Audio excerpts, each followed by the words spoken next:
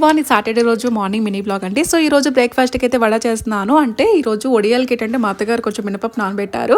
So కొంచెం రుబ్బేసేటప్పుడు కొద్దిగా నేను తీసి పెట్టాను అనమాట. దాంట్లో కొంచెం ఉల్లిపాయలు, జీలకర్ర, కొత్తిమీర, దాని తర్వాత కొద్దిగా ఉప్మా రవ్వ కూడా యాడ్ చేసేసి ఇంకా నేనైతే వడ చేశాను. ఎందుకంటే ఆయిల్ పీల్చుకోదనమాట. కొంచెం ఉప్మా రవ్వ యాడ్ చేస్తే చాలా క్రిస్పీగా ఉంటుంది.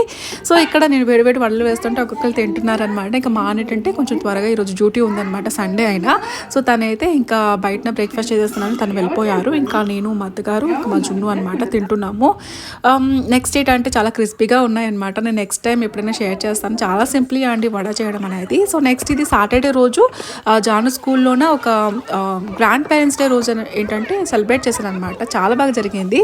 సో ఇంకా మదర్స్ డే, ఫాదర్స్ డే ఎలా ఉంటుందో ఇలా గ్రాండ్ పేరెంట్స్ డే మాత్రం వాళ్ళ ఏజ్ తగ్గట్టుగా ఇలా చిన్న చిన్న గేమ్స్ అయితే ఆడిపించేసి చాలా బాగా హ్యాపీగా ఎంజాయ్ చేశారనమాట ప్రతి ఒక్కరు కూడా.